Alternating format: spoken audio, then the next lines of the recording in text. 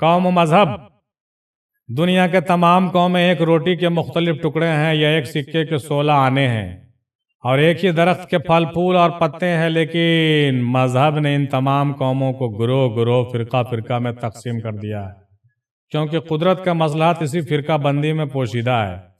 اول جس طرح ایک بچے کو تصویر والی کتاب دی جاتی ہے تاکہ تصویر کے ساتھ بچہ کے ذہن میں لفظ سما سکے، جیسے کہ دال کے ساتھ دوات کا نقشہ بنا ہوا ہوتا ہے، اور پھر بچہ عقل جیسے جیسے وسیع بچے کا ہوتا ہے کتاب اور تعلیم بدلتی جاتی ہے۔ بس ٹھیک اسی طرح قدرت نے بھی انسان کو تعلیم دینا شروع کیا تاکہ انسان اپنے حقیقی خالق کو پہچان سکے، لیکن وہ بہت بڑا اور انسانی عقل بہت چھوٹا، تو اس نے پہلے اپنے آپ کو اپنے کردار کے نفس کے ساتھ تعلیم دیا۔ پھر انسانی عقل جیوں جیوں وسیع تر ہوتا گیا اس کا تعلیم بھی بدلتا گیا، اور آخری تعلیم اور آخری کتاب قرآن اسلام کے شکل میں آیا۔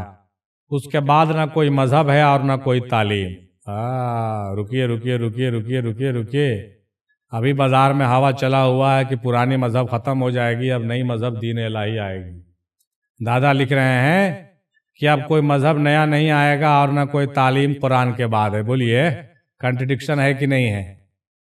نہ کوئی تعلیم ہے۔ اسلام اول بھی ہے اور آخر بھی ہے، ظاہر بھی ہے اور باطن بھی ہے۔ ظاہر دیر میں ہے اور باطن حرم میں ہے۔ جو کچھ دیر میں کھلے عام ہے وہی سب کچھ حرم میں بالکل پوشیدہ ہے۔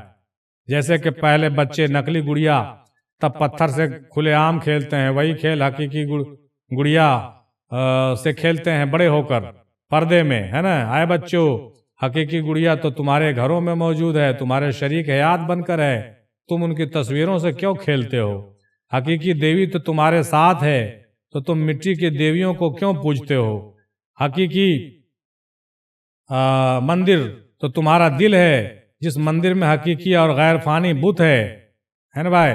اے جوانوں، تم بھی کبھی بچے تھے، تم نے تو کبھی نقلی گڑیوں کا کھیل کھیلا ہے، تم نے بھی کبھی تصویر والی کتاب پڑھی تھی، لیکن تمہیں یاد نہیں موت انسان عقل و حواس کو کھا لیتا ہے، لیکن وہ تعلیم، وہ کتاب عقل کو بدلتا ہے اور پھر وہ اس کو اسی مقام پر جگہ دیتا ہے جس کا وہ مستحق ہوتا ہے۔ کہنے کا مطلب یہ ہوا کہ بچے میں جو آپ کو تعلیم دی گئی وہ کیا بڑے ہو کر کے وہی پڑھیے گا؟ نہیں، وقت کے حساب سے تعلیم اور طریقہ بدل جاتا ہے۔ ایسا مت سمجھیے کہ جو ہم پہلے پڑھتے تھے وہی ہم پڑھیں گے، ہے کہ نہیں؟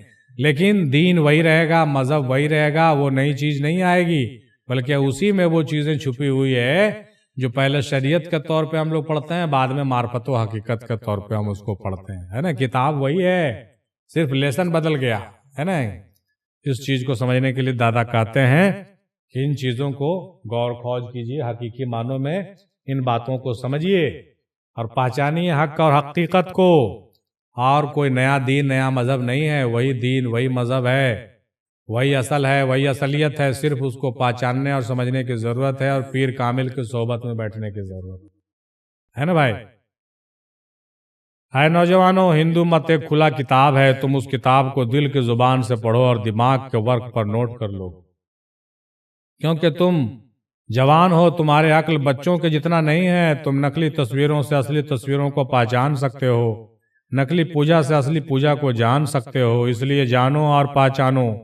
بچوں، دال کے معنی صرف دوات ہی نہیں ہوتا، دال سے دین، دنیا، دوزخ اور دوست بھی ہوتا ہے، نہیں ہوتا ہے؟ لیکن افسوس تم اب تک دال کے معنی صرف دوات ہی سمجھ بیٹھے ہو۔ دال کے معنی صرف دوات نہیں ہے، دال سے بہت سا چیز ہوتا ہے۔ آگے بڑھو اور آگے کی چیزوں کو بھی سمجھو، ہے نا بھائی؟ ادھر آؤ، ادھر آؤ، صرف نقشے والی کتاب ہی کتاب نہیں ہے، اور بھی کتابیں ہیں، تم اس کا مطالعہ کرو۔ صرف پتھر کا ہی دیوی نہیں، ہیرے کی بھی دیویاں ہوتی ہیں، سبحان اللہ، سبحان اللہ۔ صرف پتھر کی دیوی نہیں، ہیروں کی بھی دیویاں ہوتی ہیں۔ صرف مٹی کے اینٹ کا ہی مندر نہیں، سونے اور ہیرے کے بھی مندر ہوتے ہیں۔ تمہارا بنایا ہوا اصلی مندر نہیں، حالانکہ اصلی مندر بھی ہے، اور وہ مندر تم ہی میں، تمہارے وجود میں ہے۔ حق تو یہ ہے کہ قدرت کا بنایا ہوا حقیقی مندر انسان ہے. حقیقی مندر انسان ہے جس مندر میں وہ خود موجود ہے. سبحان اللہ، کیا مزے کی بات ہے. بات آ رہی سمجھ میں جی؟ کیسا لگ رہا دادا کے جملے کو پڑھ کر سن کر کے؟ یہ دادا کے جملے ہیں جو 50-60 سال پہلے ہم لوگ کے پیدا ہونے سے پہلے کوڑیتا کے سرزمین پر مٹی کے گھر میں ٹوٹے ہوئے قلم سے چٹائی پر بیٹھ کر لکھتے رہتے تھے اپنے کمرے کے اندر. یہ ہے میم ہندی سرکار کی تحقیقات، جو آج کے زمانے میں اس کا وضاحت کرنا ہم لوگوں کے جاہلوں کا کام تو بالکل نہیں. اچھے لوگوں کا ماتھا گھوم جائے گا ان چیزوں میں غرق ہونے سے. ان چیزوں کو سمجھنا آسان نہیں ہے، لیکن تھوڑا تھوڑا ہم لوگ کوشش کرتے ہیں.